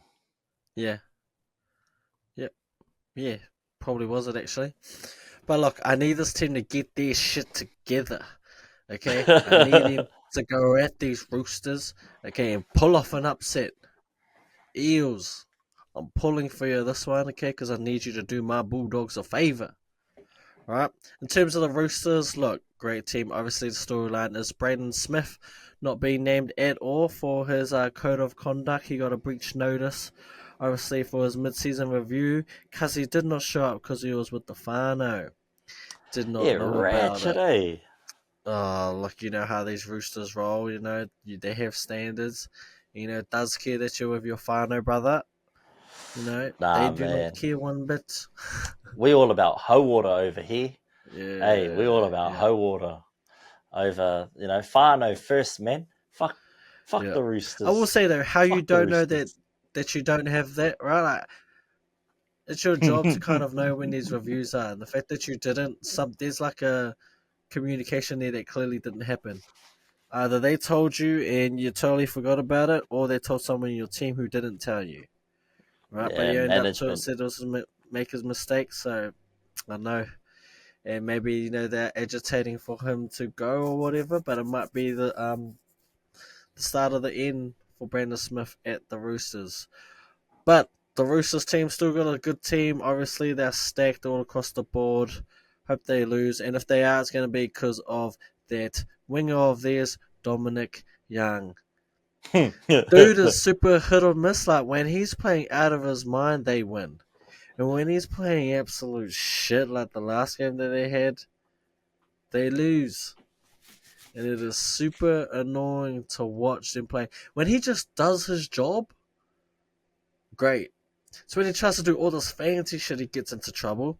He's so lackadaisical at the start of the game, it pisses me off. Because it seems like Yeah. it feels like he has to work his way into a game. But at the start of the game, he's just like, let's go, give me a couple of hit ups. I'll be ready to go in like 10 minutes. You should be ready from the get go, brother. Because it always seems he makes a stupid mistake, like in the first 5 minutes, puts his team on the back burner, and if the other team score, he just goes downhill, gets worse and worse. Super frustrating. He's got all the talent in the world, and obviously it's with the two centers leaving at the end of the year. Wonder what they do with him. Do they shift him in? Because I'm pretty Dom. sure I'm pretty sure his whole thing was that he wants to be a center. Maybe he just did I that don't just for the money. Who knows? But yeah. I mean, would he even be good at center? I feel as though he would make even more mistakes. Yeah, I I don't feel know. like he'll be too much of a turnstile on Yeah. defense. Yeah. Wow. With Brandon Smith missing out, that means Connor Watson's in. Got the bro or White there at lock. I really like him, man. I know you don't like the Roosters, and for some reason I do. I just like the players that they have. And here's one that stands out to me: Spencer Leniu. After their great origin, can he back it up? And Terrell May. Everyone knows that I'm a fan of him. And you got Angus Crichton. Yeah, look, I mean, I think the Roosters are the favourite to win this, and they probably will, but I kind of need the Eels for once in your hopeless fucking existence. Can you do this one thing for me? Can you knock off the Roosters, get the job done? Because if they win and Mitchell Moses is dominant, how is he not the number 7 in game 2? So Yeah, well, he Mitchell needs Moses, this this game is to your be game, dominant. man. Yeah, this is his game to prove that he's 7. And again, if he's 7, I think we said it before about the house partner app. I think him and Burden legit would make a great 6-7 combo. I think their games would real complement each other. Just let Birdo run and let Mitchell Moses do all the playmaking and the organizations. And they both have a killer kick. Now, I'm not too sure if they're the same foot kicker, both lefties, both right. I couldn't tell. I know Birdo's a lefty. I'm pretty sure. Yeah. I don't know what Mitchell Moses is. I do not care. I felt as though those two together would make a great halves pairing. And I think they could get the job done. But that's, story for another time. Mitchell Moses needs to get it done this game, stamp his claim for that number 7 jersey, and I hope he does, and I hope he leads him to victory. Get up the Eels. What about you, bro? What are your thoughts on this game? What are you looking forward to? Yeah, well, there's a couple of things here. I just see the. I'm also looking at the casualty ward at the same time as I'm looking at all of our things here. It's got Hopgood listed as TBC because of his back, but it's also listed in the starting lineup. So I don't know what the issue is there and if there's something to watch out for. I need to know early because he's in my fantasy squad and he's been a mainstay in my fantasy squad. So I'm just quickly googling right now if there's any injuries there. But like you said, Mitch Moses, he had a lackluster performance last week versus the Bulldogs on that Monday night. This is his do or die moment. He needs to step up, and he needs to step up, and the lights are the brightest, and these lights are shining bright. So, what are we looking for? Well, we're looking for a strong kicking game from Mitchell Moses, a solid defensive game from Dylan Brown. We need that strong run game too from Dylan Brown that we know that he is capable of. I feel like Blaze Talangi's getting underutilized on the wing. I know he was good when he played that couple games at fullback when Gutho was out. He's good with ball in hand, and early ball in hand is better for Blaze Talangi to fire up. Micah Seville, we know that he's just going to run over Dom Young if he gets the chance close to the line. And I think the past 2 games that Michael Seville played, I think he scored a double in both those games. He didn't play last week in that Bulldogs loss. That is something to note.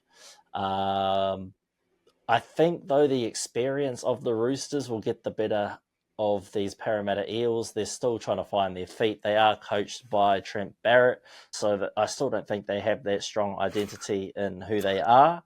I think that win that they had when Mitch Moses came back was all adrenaline. Just playing for Mitchy Mo and the return of Mitchy Mo. Hargreaves is going to bring it to these Parramatta forwards. We know Joey Manu is going to be relentless when he gets that roaming ball, gets to run around a little bit more. I don't know. I'm looking forward to this game. I hate the Roosters, but I don't see them losing. So instead of picking the Roosters, I'm just going Joey Manu to score a couple of tries. That's all I've got to say about that game. So the winner, TBC. The winner on the day, Joey Manu. Joey Manu is the winner of the day. And I also think that's hard done by Brandon Smith. But, there's other teams out there that could use a strong hooker. Teams that don't really have a good starting hooker could really use the likes of a Brandon Smith at their club. I'm not naming clubs, but if you're watching the YouTube, you might get a hint at which club may need a starting hooker to come on and take on that starting role. But who knows where he goes if he doesn't. Where would he go? If, ideal world, he gets released from the Roosters early, where does he go? Who needs a hooker? I'm pretty sure it's just one team that need a hooker. I think it's just this one team. I think if he got released early, I mean, could you see him at the Wars maybe? Oh, interchange him and Egan. Yeah, but I I'm feel also like it would thinking, undermine Egan a little. He'll feel like, oh, do you not believe in me to get the job done here? well, here's the thing. I think if he goes there, he wouldn't be the hooker. He'll be prop. Yeah. Well, he'll be like a Dylan Walker, Jazz Tavanga. I feel like they got too many of Yeah. those. Yeah, but Jazz Tafanga might be the one to miss out then. Because he's in the contract year. Just move Brandon Smith back to that 13 role, that lock role he used to do at Melbourne when they had Cameron Yeah, Smith. I could see that, and it might be Because, good for him to move back home too, away from all of that yeah. that substance over there that they have in So it Sydney. could be that Yeah, his next team might be like, hey, look, what we want you, but maybe his days at hooker are numbered, and he just goes back to being a lock. Because man, he was a dominant lock, man. You know. Yeah, Uh, because I don't think his fitness is there anymore, eh? it's. I mean, he's been had those injuries as well, so he's kind of been real super stop starty. You Yeah, know, it's just he's never had like consistency. Really, kind of been his one issue. Uh, I and it's hard to mean, build up like that, eh? yeah, it's and he's the cheese. You know, like it's hard to say. He's better Um, than that. We know he's better than that. yeah, without a All doubt. right. Sunday afternoon, 4 p.m., Four Pines Park, Sydney. That's a lot of fours. Manly Sea Eagles in 11th place take on Dragons, looking to climb into the top 8. Dragons are coming off of a big-time win last week. 2 wins, actually. So the Panthers, they beat 2 weeks ago, and then the Tigers, they absolutely slaughtered last week. With a lot of their players backing up from Origin. And the Manly Sea Eagles are coming off a big loss against the Panthers. Manly Sea Eagles have been a team that we're not quite sure what they're up to. They're in this road bump phase now, especially without Turbo. Since Turbo's gone, I don't know how many games they've won, but they haven't won many, and he's out until round 18. So they've got Lehi Hopoate back in there, fullback again. Tommy Talau, I think, should be playing the centre. Garrick should shift to the wing. I mean, I said that last week, and Tommy scored a triple. Did he? No, he just scored a quad, eh? Yeah, Yeah, so he got the you got the quad. quad. Yep. Yeah, so he got the paw tie and some. He got the paw tie and the scarf. Hell yeah. So, that just goes to show how effective he is out there on the wing. And Fano, if you know that we've been on that Tommy T train for a while now. We know that Turbo ain't the real Tommy T. We know Tommy T is Tommy Talo, and he has been a baller. I think it was just a tough game for Daly Cherry Evans. He had man of the match performance in Origin, backing that up against who did we say? Melbourne Panthers. Backing that up against the Panthers Panthers. on Yep. Sunday was a tough ask for Daly. I know he'll bounce back in this game. Not that I want him to, but he's just that type of performer. You hardly ever see him have back-to-back shit games. Whether or not the rest of the team can get up behind him remains to be seen. These Dragons are another team that we don't know what they're up to. No one knows what they're up to. But as long as Lomax is there and Hunt's kicking to Lomax, they're there or thereabouts. Sua's been playing amazingly. So has Raymond Faitala Mariner.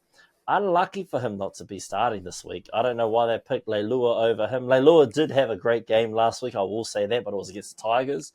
Whereas Raymond Faitala Mariner's been having, week in and week out performances that he's been just going, yeah, I'm here for the team. Only one Couchman this week, Toby. Ryan Couchman isn't playing, so he's in the reserves. And I think that's because, who knows? I think it's because Leilua's back now, so they don't really have much space for him. Flanagan's just had a career revival playing under his old man, so that's good to see. We haven't seen too much of Luke Brooks. Last week was the week that we were supposed to see Luke Brooks stand up whilst, protecting his captain, Daly Cherry Evans. Your captain's backing up from Origin. You started the season so well. I don't know what's changed. I don't know where your head's at, what's moved you into this position. But yeah, look, I'm sure things will turn around for Luke Brooks. He's a world-class player. We gave him his flowers early on in the season. We hope to continue to give the bro flowers. So hopefully things turn around. But I'm looking forward to a strong game. I think it's going to be action-packed. We've got two explosive wingers going to go head-to-head. Ooh. Lomax and Talal will be facing off against each other. That's going to be interesting because I know Talal, he can bang, man. So Lomax won't be able to get just easy burn him on the outside kind of try. So that'll be one to look out for. I've also got on my multi this week, I've got Lomax and Talal combining for 2 tries between the two of them this week. So hopefully they can score one apiece or one of them scores a double. Overall, I'm looking at the Dragons to get this one done. I just am still too unsure about Manly. I know they've got the pieces there to turn the season around, and Cherry Evans, quality player. So if there's any team that can turn the season around, it's the Seagulls. But Tyrell Sloan, I think it's Tyrell Sloan. He's just confirmed that he's re-signed to the Dragons. He's signed an extension, so he'll be there a lot longer. So that'll be great for Dragons fans, knowing that Sloan will be locked in for the foreseeable future, which I think he'll be playing with that added extra boost of confidence out there, which is why I'm going Dragons over the Seagulls in this game. Actually, going off the back of you too, I also think the Dragons can get this done. And yeah, you mentioned it right. I'm looking at Luke Brooks. We gave him his flowers at the start of the season. We were saying that it was clearly the Tigers, that they're just a shit team, and the grass is greener for him on the other side. But honestly, he's been quiet for well over half of the season that has been played. You know, so we might have to relook at that statement that we made. Maybe it's the fact that yes, we know that the Tigers are trash. We get that, but maybe Luke Brooks just isn't that guy. You know. And maybe he might want to start looking at another team or at the Super League. Ooh. I mean, I think he'll dominate over there, but yeah, he started off so well, and he Yeah. just hasn't kicked on. But that also feels like the story of Luke Brooks, right? He wins what Dally M half of the year or 5-8 of the year, like whenever it was. They chose him over Mitchell Moses and Tedesco. He's the only one that stayed. And it just hasn't panned out. He has glimpses to be a superstar. Well, maybe not a superstar, but like a star. And he can deliver like in samples. Yeah. But again, to go from be like an average player to a star, have to be good. You have to be like somewhat consistent. To go from a star to superstar, it is that consistency and delivering in the big moments. Right? I just don't get that from Luke Brooks, and I think he's old enough now. We've seen enough.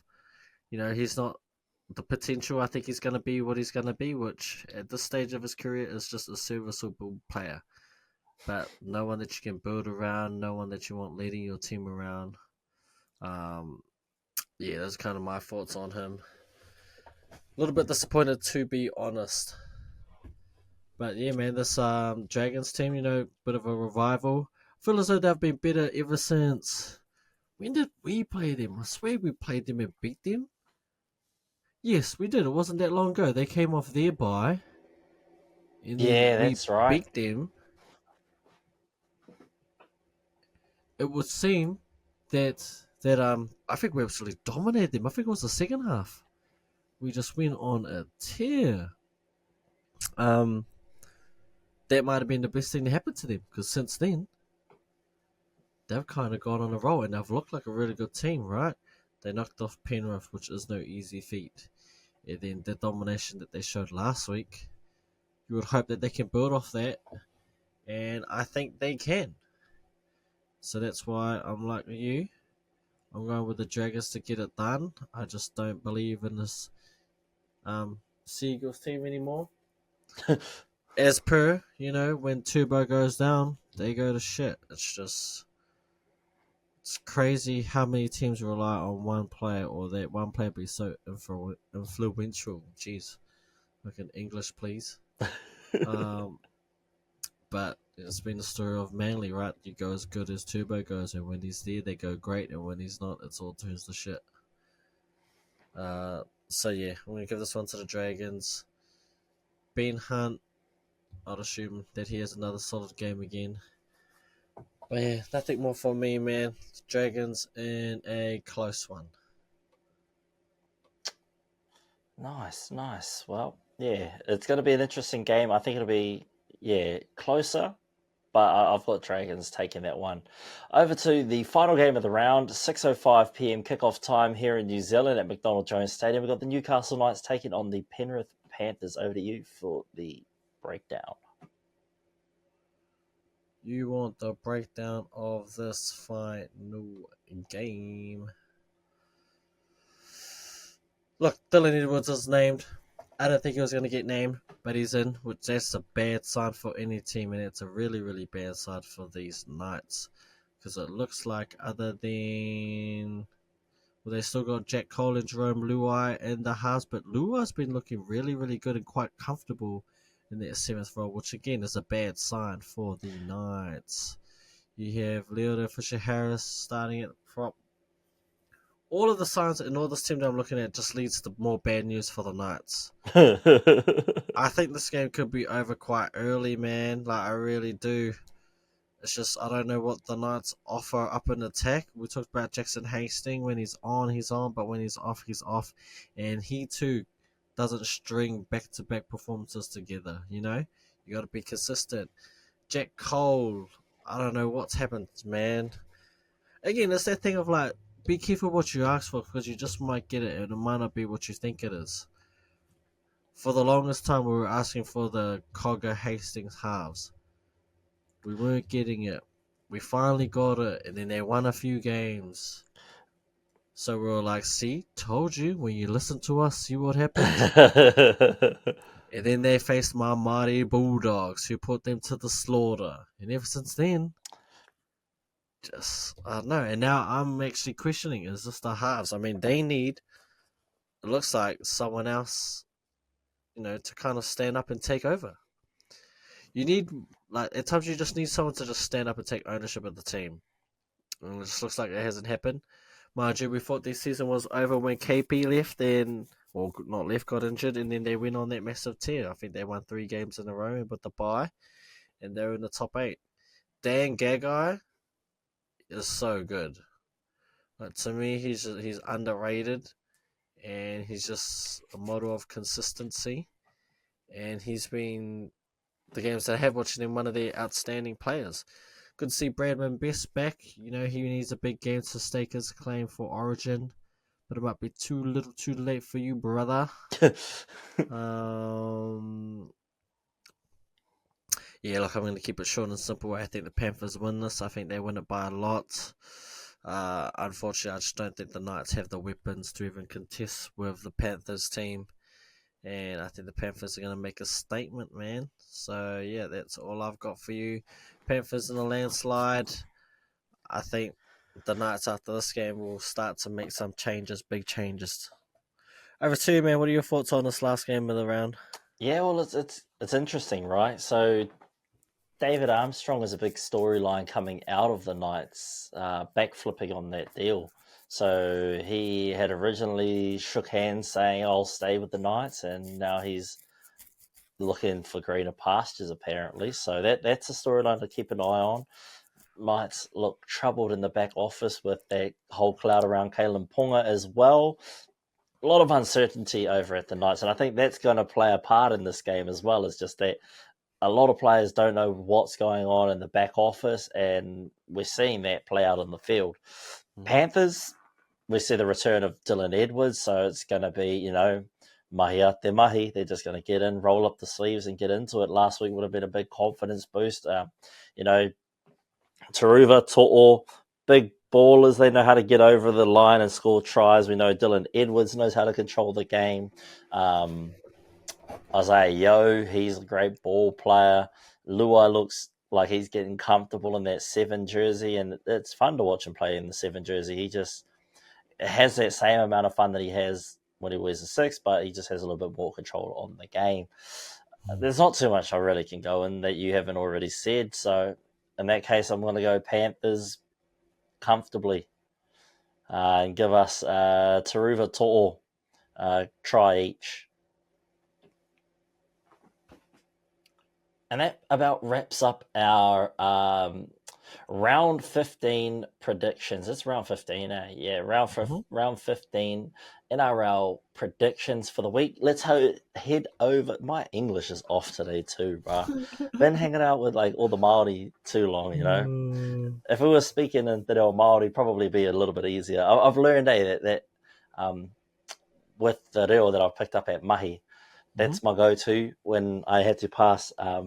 If I'm too drunk to get into a place, like when I was in Christchurch, hey, just boom, switch to reo Māori, and then they're like, oh yeah, he's probably sober. Let's let him up. It's a crack up. And to just go up, start having yarns, and the guy at the door was like, "Oh, oosh, I'm Samoan, eh?" I was like, "Oh, sorry, brother." He's like, "No, you're all good, eh? Have a good night, have a good night." So yeah, look, we're heading over to our TAB section. It's normally called Bets with Benja, but Benja's not been here for a little bit. So this is the TAB presented by Alpine Star.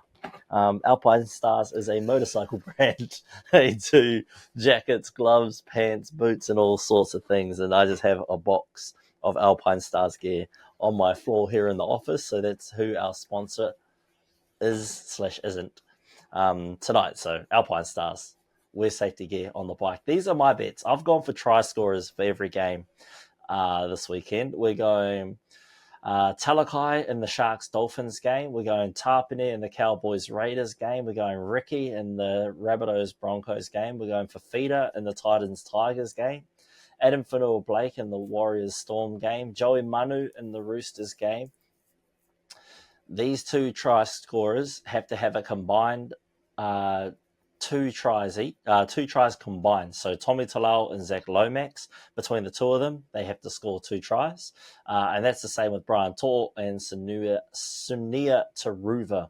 Between the two of them, they have to score 2 tries. So they can score 1 each, or one of them can score 2 tries, just as long as there is a total of 2 or more tries scored between those two players. That is a completed bet. I put $10 on that, and the payout is $67,407. What are your bets this week, Cuzzy? I've stayed true to form, just going with my classic head-to-head bets this week. So this is who we have. We have the Sharks winning over the Dolphins. I've got with the Cowboys over the Raiders, the Rabbitohs over the Broncos, Titans to beat the Tigers. I've gone with the Wars to upset Melbourne. I've got the Eels and Mitchell Moses to do one over on the Roosters. We've got the St George Illawarra Dragons to kick aside the Manly Sea Eagles. And finally, I've got Penrith in a landslide victory over the Newcastle Knights.